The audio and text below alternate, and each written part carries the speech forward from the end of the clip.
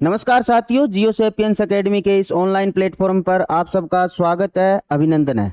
जैसा कि अपन लोग वन डे वन स्कॉलर नाम से एक सीरीज शुरू कर रखी है। उस सीरीज के अंदर अपन लोगों ने यूनानी कवि होमर की बात कर ली।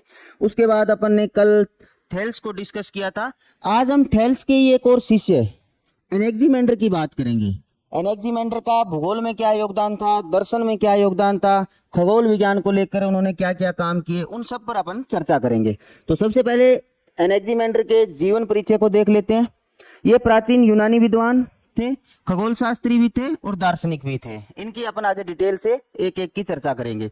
इनका जन्म मिलेटस नगर में हुआ था। मिलेटस नगर में ही थेल्स का जन्म हुआ था। और मिलेटस नगर है वो एजियन सागर के पूर्वी तट पर है।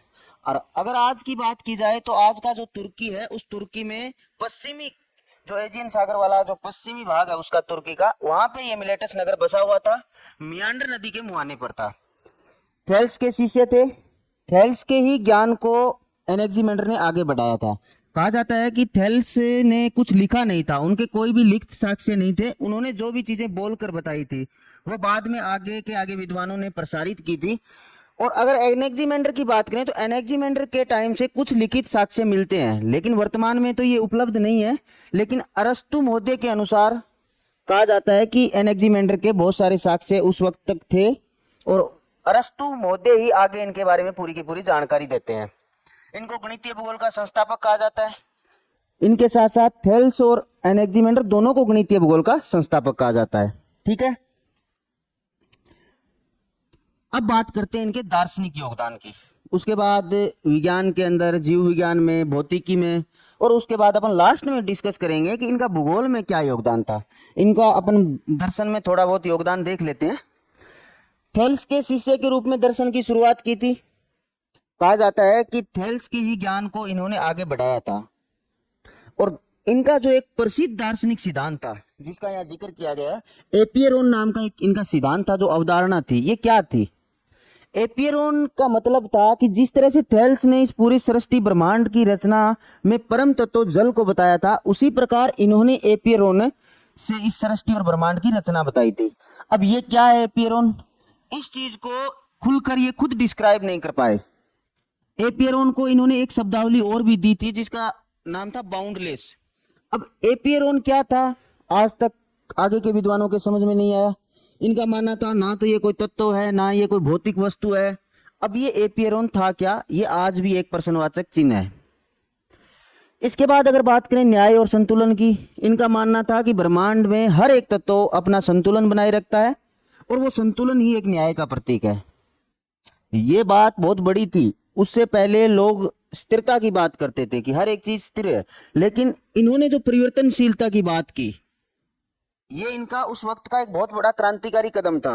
इसकी अपन आगे चर्चा करेंगे कि किस तरह से जो ब्रह्मांड के अंदर तत्व अपने आप में संतुलन बनाए रखते हैं और इन्हीं संतुलन को उन्होंने न्याय का प्रतीक माना था।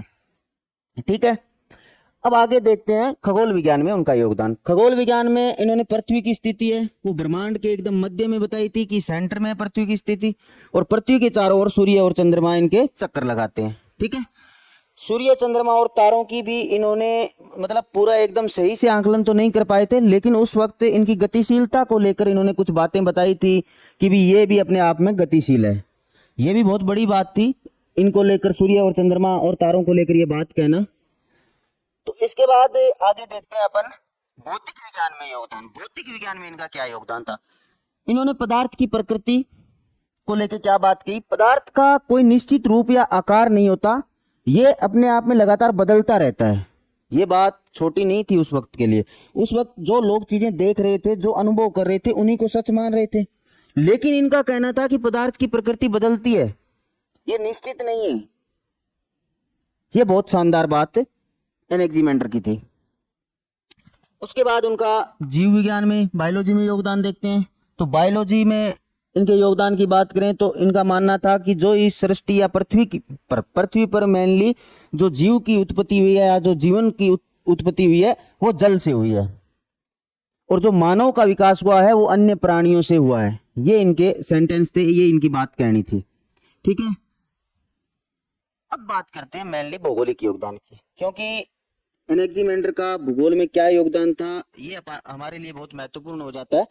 हालांकि उनकी कुछ दर्शन की, कुछ उनके खगोल विज्ञान के, उसके बाद अपन ने बात करी भौतिकी की, वो चीजें भी देखनी थोड़ी जरूरी है, लेकिन अपने लिए ये बहुत ज्यादा महत्वपूर्ण है और इनसे डायरेक्ट क्वेश्चन बनते हैं। ठीक है, तो उनके भौगोलिक योगदान की बात करें तो इन्होंने प्रथम विश्व मानचित्र का निर्माण मापक के आधार पर किया था। मतलब पहले मानचित्रकार अगर बात करें तो एनेक्सीमेंडर थे। और ये जो आप मानचित्र देख रहे हो, ये एनेक्सीमेंडर महोदय का तो नहीं बनाया हुआ है, लेकिन आगे के विद्वानों ने उनकी कल्पना के आधार पर ये मोटा मोटी खाका तैयार किया है। इसमें आप देख पा रहे हो, इधर एशिया है, इधर यूरोप है और इधर लीबिया है। लीबिया आज का जो अफ्रीका महाद्वीप है उसको उन्होंने लीबिया कहा है। इसके चारों ओर ओशियन रिवर दिख रही है। ये ओशियन रिवर का जो कॉन्सेप्ट है ये होमर से ही चला आ रहा है। होमर महोदय ने कहा था ना कि पृथ्वी है जो वृत्त के आकार की है, उसके चारों ओर ओशियन रिवर है। अब ओशियन रिवर का ये कॉन्सेप्ट लंबे टाइम तक चला था। इसकी वजह क्या थी कि उस वक्त संसाधन नहीं थे, उस वक्त कोई भी ट्रांसपोर्ट रूट नहीं थे। अब जो लोग थे वो पैदल यात्रा कर पाते थे और अपने जीवन में वो कितना पैदल चल पाते थे, उसके आधार पर ही वो अपने अनुभवों को बाद में बैठकर लिखते थे, उसका संकलन करते थे। तो वो ज्यादा से ज्यादा एक कॉन्टिनेंट की यात्रा कर पाते थे, एक महाद्वीप तक की कर पाते थे। अगर इधर वो यूरोप को क्रॉस करते तो अटलांटिक महासागर आ जाता, इधर वो चाइना को क्रॉस करते तो प्रशांत महासागर आ जाता। इस प्रकार उनका मानना था कि ये जो एशिया और यूरोप और ये लीबिया का क्षेत्र है, ये ही अपने आप में एक पृथ्वी है। यानी उनके लिए ये ज्ञात विश्व है, इतना ही था। और इसके चारों ओर उनका मानना था कि ये ओशियन रिवर है। ठीक है, अपने विश्व मानचित्र में यूनान को मध्य में रखा था। ये बात अपन ने पहले भी चर्चा की थी कि यूनानी लोग हैं वो अपने आप को सर्वश्रेष्ठ मानते थे। इसलिए उनका मानना था कि जो धरती का बीच है, यानी धरती का जो केंद्र बिंदु है, वो हमारे यूनान से ही शुरू होता है। ठीक है, इसलिए वो कोई भी मैप अगर बात आप आगे भी देखोगे खूब सारे विद्वानों का, तो उनके मैप में यूनान आपको मध्य में मिलेगा। ठीक है, भूमध्य सागर के तटीय देशों के भी इन्होंने मानचित्र बनाए। भूमध्य सागर के आसपास का जो ग्रीक एम्पायर था, जिसमें एंथेस, स्पार्टा, मिलेटस, अलेक्जेंड्रिया जैसे ये नगर है, यहाँ पर भी वो घूमे थे और यहाँ का जो जो भी उनके नक्शे थे वो उन्होंने तैयार किए थे। ठीक है, उसके बाद अपन भौगोलिक योगदान में आगे बात करते हैं पृथ्वी की उत्पत्ति की। देखो, पृथ्वी की उत्पत्ति को लेके भी विचार रखने वाले अपने आप में ये पहले ही विद्वान थे। उस टाइम यूनानी विद्वानों की बात करें तो इन्होंने माना था कि सृष्टि का जो आरंभ है वो ब्रह्मांड में कोई आद्य पदार्थ जो भी फैले हुए हैं, जो भी आद्य पदार्थ है, उनका उनका क्या है, एक समय के बाद वो संगठित हो गए। और संगठित होने के बाद उन्होंने गोलाकार रूप धारण कर लिया। और उस गोलाकार रूप में क्या है, जो अंदर का जो पदार्थ था वो ठंडा हो गया, शीतल पड़ गया, और उसके बाहर का जो पदार्थ था वो गर्म ही रहा, यानी उष्ण रहा। तो जो अंदर का पदार्थ जो ठंडा हुआ, इनका मानना था कि वो पृथ्वी बन गई। और जो बाहर का गर्म और उष्ण था वो क्या बाद में वायुमंडल का रूप ले लिया, यानी वो धूल, वायुमंडल, गैसें बन गया। इस प्रकार इन्होंने पृथ्वी की उत्पत्ति को समझाया था। ठीक है, आगे अपन देखें पृथ्वी की आकृति को लेकर इनका मानना था कि ये सिलेंडर के आकार की पृथ्वी है। ये आप जिस तरह से ये काल्पनिक फोटो देख सकते हो कि किस तरह से इन्होंने सिलेंडर के आकार की पृथ्वी को बताया था। इनका मानना था चौड़ाई से जो ऊंचाई है वो लगभग 3 गुना ज्यादा है। पृथ्वी को लेकर इन्होंने बात की थी। तो कभी कोई पूछ ही ले, क्योंकि हर एक विद्वान ने, जैसे होमर ने वृत्ताकार बताया था, थेल्स महोदय ने पृथ्वी को तस्तरी के आकार का बताया था, इसी प्रकार एनेक्सीमेंडर ने क्या है, इसको सिलेंडर के आकार का बताया। ठीक है, ये बहुत महत्वपूर्ण है। इसको लेकर पहले एग्जाम में प्रश्न पूछे भी गए हैं और आगे भी पूछे जाएंगे।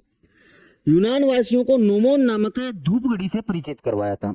ये सनडायल था। सनडायल कुछ नहीं था, जैसे अपने आसपास ही अगर देखेंगे समाज में, तो हमारे जो पूर्वज थे वो क्या है कि पेड़ों की छाया देखकर अंदाजा लगा लेते थे कि अब क्या टाइम हुआ होगा।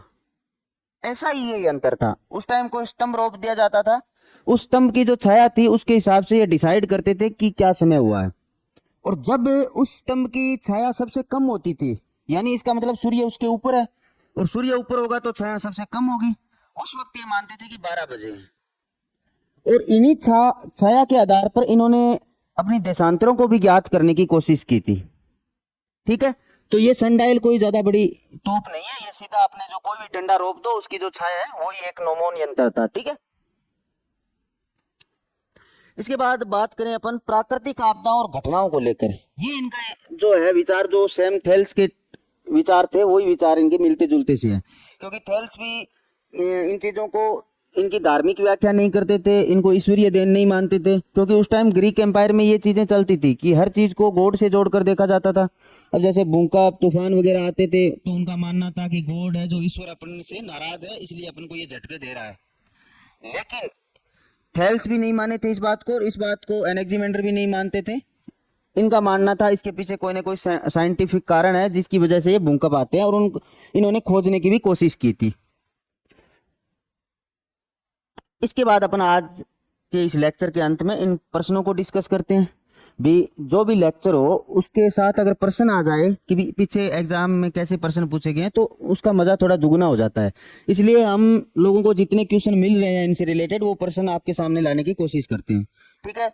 तो इनको लेकर एक तो यही प्रश्न है नोमोन को लेकर कि बेबीलोन के यंत्र नोमोन को यूनानी संसार में उपयोग करने का श्रेय निम्न में से किस विद्वान को प्राप्त है? तो एनेक्सिमेंडर है। ये क्वेश्चन पीछे भी खूब सारी एग्जाम में पूछा गया है और आगे भी आ सकता है, तो इसका थोड़ा ध्यान रखना, ठीक है। इसके बाद बात करें तो सर्वप्रथम किस व्यक्ति ने विश्व का मानचित्र मापक पर बनाया था? वो एनेक्सिमेंडर थे, मतलब फर्स्ट मानचित्रकार एनेक्सिमेंडर थे, ठीक है। मैप अपने पीछे देखा ही था। अब थेल्स और एनेक्सिमेंडर को तीन सेंटेंस दिए गए, इनमें पूछा गया है इनसे रिलेटेड। तो भौतिक भूगोल के संस्थापक भी नहीं थे ये, मानव भूगोल के भी नहीं थे, गणितीय भूगोल के ये संस्थापक थे। थेल्स की प्रमेय अपन ने कल के लेक्चर में देखी थी। तो इस प्रकार अपन ने थेल्स और एनेक्सिमेंडर को गणितीय भूगोल का संस्थापक मानते हैं, और इनको लेके जो भी क्वेश्चन थे अपन ने, ये जो 3 क्वेश्चन मिले इनसे रिलेटेड वो अपन ने डिस्कस कर लिया, ठीक है साथियों। तो आज के लिए इतना ही, धन्यवाद, बहुत बहुत आभार आपका।